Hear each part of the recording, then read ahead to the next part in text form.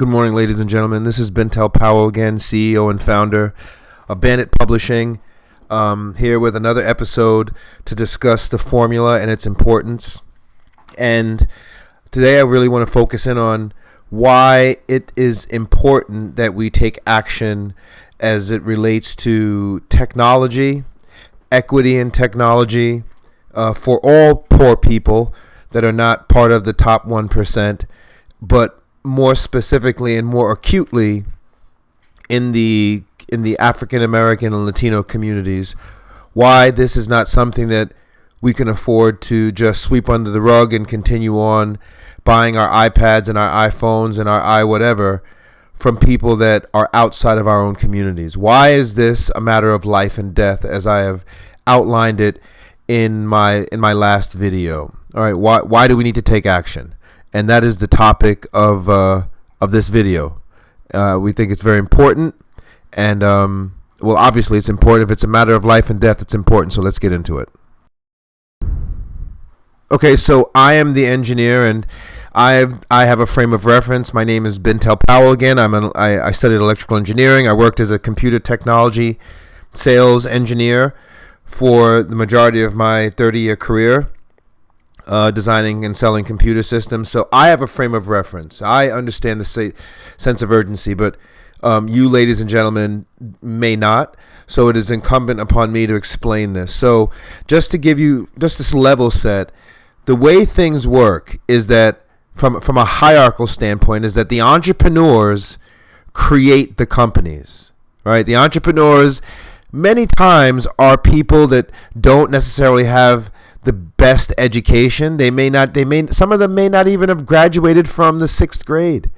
All right. Usually, sometimes very poor people from humble, rough, tough beginnings that are just have a will to do something, right? And that's why the theory of the formula says that success is essentially a choice. And so, but just to keep, not to stray, the entrepreneur makes the company, and then the entrepreneurs that they sacrifice so much, they walk through fire, and they get their company up to the point where it's making hundreds of millions, maybe even billions of dollars. They become very wealthy regardless of their poverty and where they began. But they say, you know what? To maintain the company now, I'm going to go and get the best in breed of CEO. And they go to some Ivy League school and they hire a chief executive officer to run their company, to make sure, hey, I made this thing, don't break it.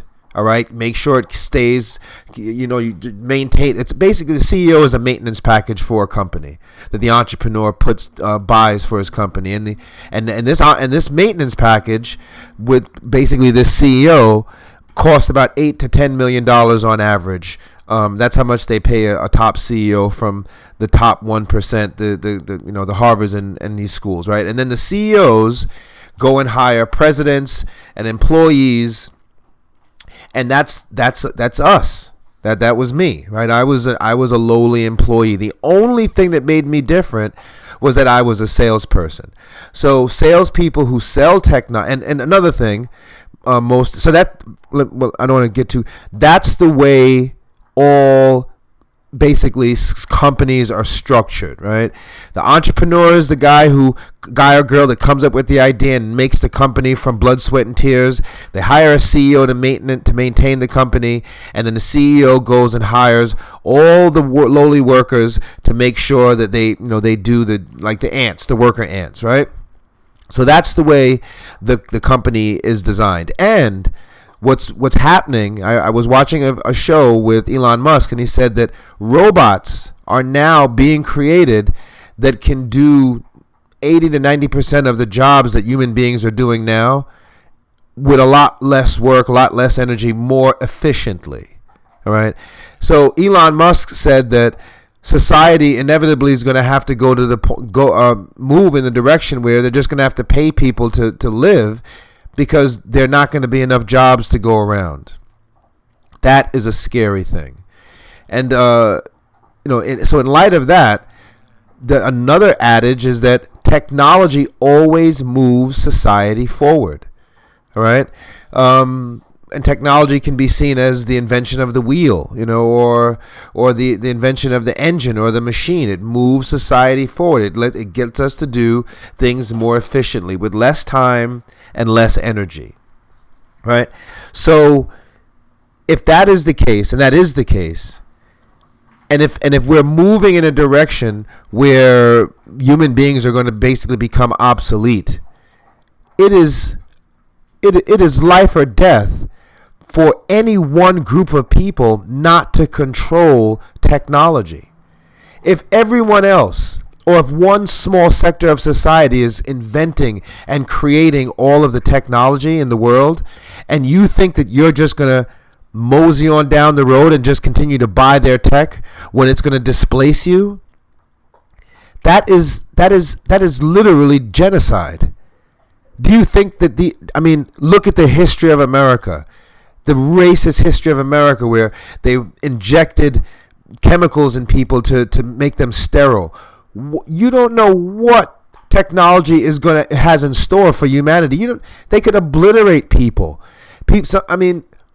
It is a hell of a risky proposition to think that you're just going to live for the rest of your life and your children's children is going to live for the rest of your life, when technology is the thing that's throughout the history of mankind, that has moved society forward. Technology is also a bellwether for the health of the economy. So if technology companies are not selling a lot of technology, excuse me, that means the economy is weak.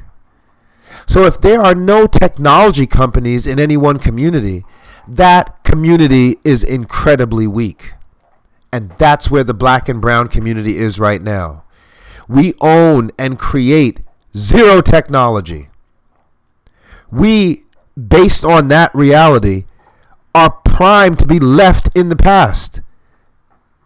So if black and brown people don't start playing in this game on the entrepreneurial level and creating technology, it is literally tantamount to genocide. For not you, maybe. You'll be able to go on and post on Instagram and do whatever you want to do. But your children's children's children are as good as dog meat.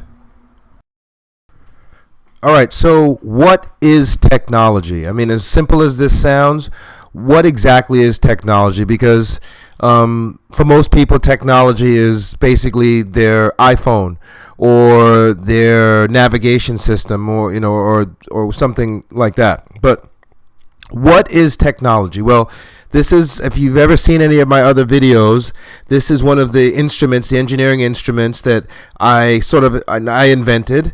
I invented this. It's basically a tool that I was given by the sales companies that hired me and trained me on this. And it basically is a unit of measures, one of the ways you can look at it. But it's basically a way of understanding why people buy the things they buy. All right. And it says in plain English that there are 4 reasons that human beings buy anything. Well, there's one reason: to protect them from pain. People buy things to protect themselves from pain. From the time we're born to the time we expire, all we're really doing is processing information and making choices and decisions to avoid pain in life. And there are only 4 of them. They're called pain points. There's emotional pain, which is indicative of the blue gentleman with his brain on fire, the red brain there. That's emotional pain. That's the worst one. There's physical pain, right? The guy holding his knees in physical pain. Then towards the bottom, there's losses of time and losses of energy, right? So energy is like, gas and how many wars are fought for energy, right? Losses of time, all right? How much time is this going to take? If you're downloading a file on the internet and your cell phone, you don't have the latest 3G or 4G or 5G or whatever, it's going to take you amazing amount of time, an insane amount of time, just to download your file or post your latest video to TikTok or Instagram, and it's gonna be annoying, right? So you're gonna be sitting there waiting, wasting time, right? Well, technology usually helps us to do things in less time and less energy. right? And those two together are known in the corporate world as efficiency. So if we can do things in less time and less energy, that makes us more efficient. And companies and people pay through the nose for that. All right. If we can turn on our navigation system and not get lost and have to go over the Verrazano Bridge and circle back and be sitting in traffic for hours, and if our Waze app on our cell phone can just take us there and get us there in 10 minutes, that is worth paying for, okay? So that's what technology does, just to give you a sense of what technology. Sometimes technology can play into physical and emotional pain as well, and they do, because if you're taking a long time to do something, you're going to get emotional, and you could make an argument that it can put you in physical pain. You're back sitting there hurting, waiting for your files to download. I mean, those are all nuances, but for the most part, technology helps us do things in less time and less energy. So and I don't want you, ladies and gentlemen, to think about that, because technology can exterminate you in less time and less energy as well. All right. So let's look at some technology and see where technology is going, so that you can make a decision as to whether this is important or not. All right. What technology is out there? How can it be used against us? And what do we need to create to defend ourselves? Now look at all this technology. Incidentally, before we get started, majority of this tech was created for the military, for war. All right, so just to give you a frame of reference. So here we have robots. Robots are been scaring us from day one that they're going to take over the world, and artificial intelligence and robots are going to replace human beings. So, this is probably one of the most famous or most infamous pieces of technology as far as, what's the future and what's to come. And as Elon Musk said, that robots are going to be doing jobs so that we're going to be human beings are going to be obsolete. There's artificial intelligence where doctors can operate on your body and don't even have to be in the room. I mean, I'm not even sure if that's actually real technology. I think that's still in beta. When they say in beta, it means it's still in testing. But I've seen documentaries where this is happening. Doctors are operating on people, and they're doing it. The operation is being done on a laptop virtually, which is insane. I don't even know how that works, but this is the future. There are drones. I know kids in high school that have gotten jobs with drones. They're just, they have all sorts of applications for them. The drones are filming things. Drones are delivering. In a little while, all of the people who are going to be delivery people and all of the futures contracts, gone. All right, drones are going to fly and do all deliveries, and there'll be no more nice UPS guy to come and smile at you and take your package and take your signature. That person is no longer here.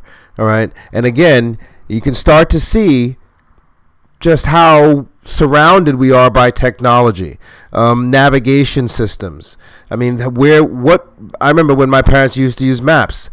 Nobody uses a map anymore, And another thing I always talk about with my friends says, when black people especially, we come outside and we say, hey, they got this new phone now where you don't even have to have it to the wall. You can walk around with it. And I used to listen to people talk like that and say, who the heck is they? Who is they? Why? Who is this mystical, magical they? That mentality has to end. It has to cease. Okay, so they got your navigation and it's connected to a satellite. So basically, they know where you are at all times. All right, you're not getting away. They have Elon Musk with Tesla cars. I have friends that have Teslas, and they do fun, cute things like take their hands off the steering wheel and put their hands over their eyes, and the Tesla car will drive us to where we're going. They don't have to they don't have to steer the car. All right. That's a scary thing. It's cool, obviously, no energy, right? You don't even have to sit there and drive the car. I hate driving, admittedly, but this is getting, you can see where we're being surrounded by tech. None of this tech is owned by black people. None of it. We're consuming it. We're buying it to try to show each other that we're high tech, but we have not created any of this. All right, you don't even have now the cabs. You can call a cab on your phone, and the people will come and pick you up. All right, through your cell phone, through the internet, through your cell phone. All right, you don't even have to. At this point, they're going to have drones to come in and wipe your backside. You won't have to wipe your backside for yourself. Is this a safe position for your children's children to be in, to not own any of this technology? You can literally just be wiped out. All right. I mean, the notion of just playing with technology is no longer an option. Amazon, Jim Bezos, the world's first trillionaire, incidentally an engineer, right? And you can see mathematical formulas all in the background here. It's telling you that technology is taking over, and we're just scratching the surface. If I didn't say it before, technology innovates faster than any other industry, meaning new technology comes out faster than any other industry on earth.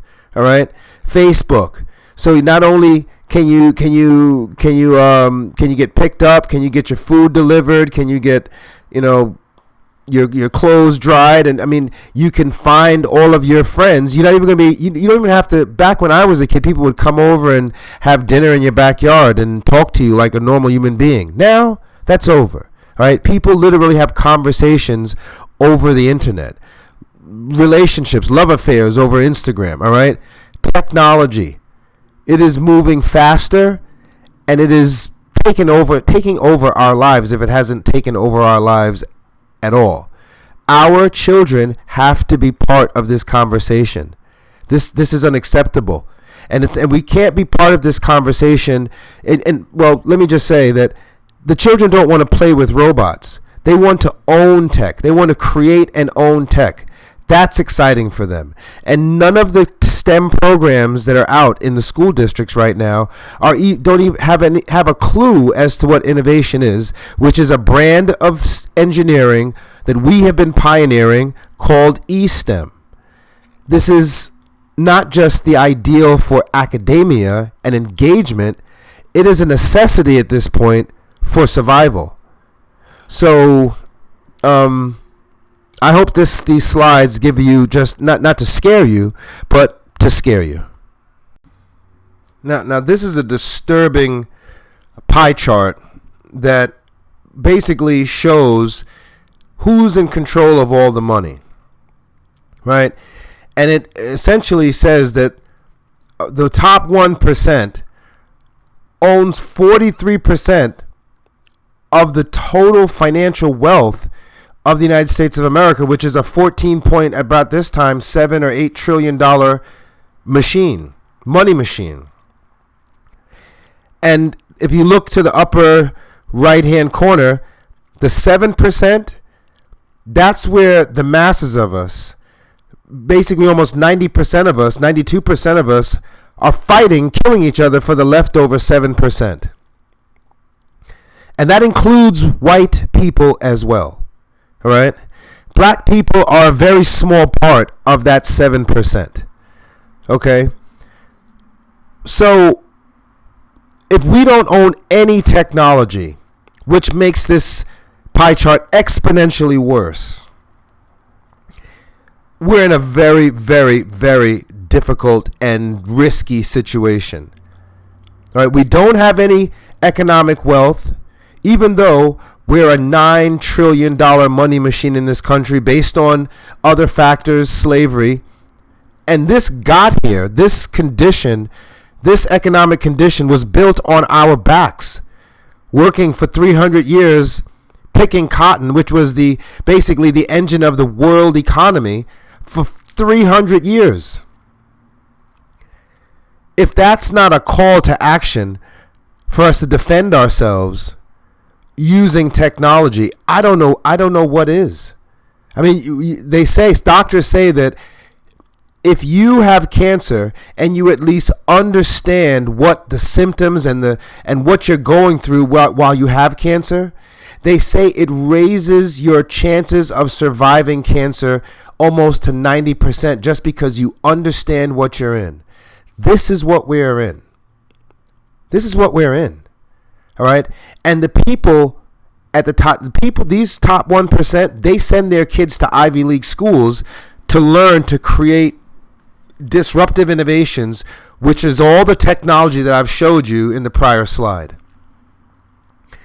I'm saying that the only chance, and technology is let's look at the facts. Technology is a bellwether for society. Technology moves society forward. The billionaire technology rock stars make more money than everybody else. I'm saying that as an engineer and a salesperson, salespeople are more likely to become the CEOs of their own companies than all other professionals combined. They make more money than all other professionals combined. I'm saying, Bintel Powell, as an engineer who was also a salesperson, that I have the technology to at least, if not level the playing field, give us a fighting chance to defend ourselves in this very, very difficult situation that we are now in. If it's not clear now, it should be clear that we need to start with entrepreneurship and STEM yesterday, last week, last year, and that the time for lollygagging is anything but now. These are our children. These are our children. This is our future. They are me 35 years ago, and they have no idea what they're in. All right, that little boy on the right-hand corner almost looks exactly like me.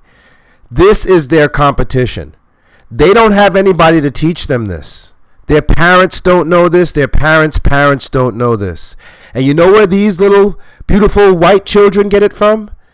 They learn what I'm trying to talk to you, ladies and gentlemen, about at their dinner table, because their parents are the top 1%. So they have, in addition to the fact that they have all the money, they've got a 300-year labor head start on us. They're getting this information at their dinner table. In the same way that black children learn to play basketball, if I want to be stereotypical and maybe borderline racist against my own people, the way we learn to play basketball or learn to play music or the things that are culturally inherent to us, they learn this at their dinner table. We don't have any dinner table to learn this from. All right, our dads are going to jail at alarming rates. There's drugs flooded our community. We're over-policed. They have such a head start on us, it's not funny. If you don't believe that this is something that you should do for yourself, and if you love your children, if you love your children's children, if you want them to be, you don't want them to be annihilated when you're dead and gone, when you and I are dead and gone, then I urge you to take action.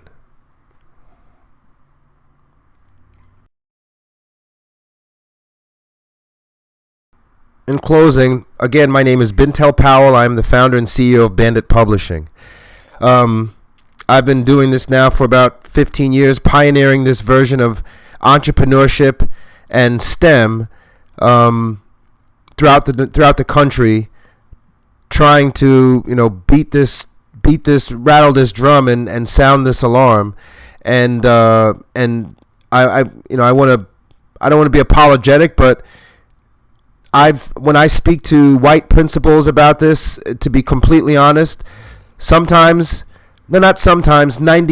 to 98% of the time, I get hung up on because white principals may feel that this is, who do I think I am, teaching black children to compete with white children on this level. And I want to also say, if you're a white administrator listening to this presentation and this is offensive to you and it angers you, well, I'm not sorry, and maybe you should consider that maybe you're not emotionally equipped to be in charge of black children. But this is our reality.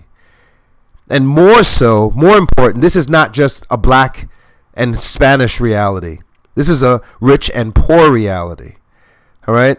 Because if these secrets are being kept from every college throughout the country except for the Ivy League, that means it's happening to your children too.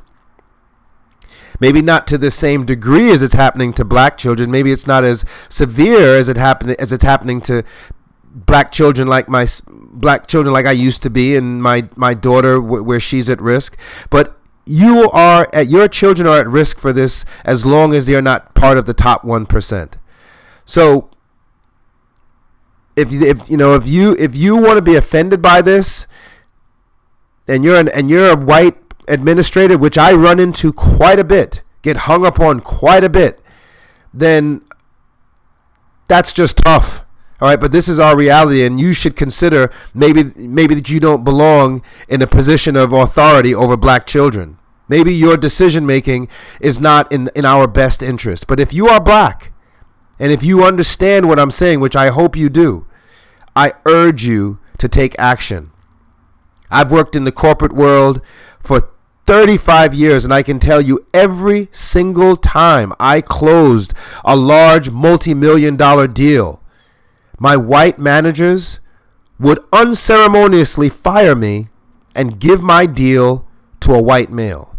That happened. I've made more directors and VPs of sales with deals that I've closed than I care to even remember.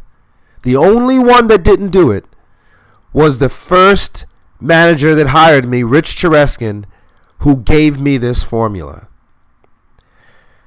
So, in closing, I want to say that this is a very serious situation, and I hope that I've rung the alarm to the degree that you will give me a call so that we can discuss this in further detail, because there's obviously no time to waste. My direct number is 516-902-9837.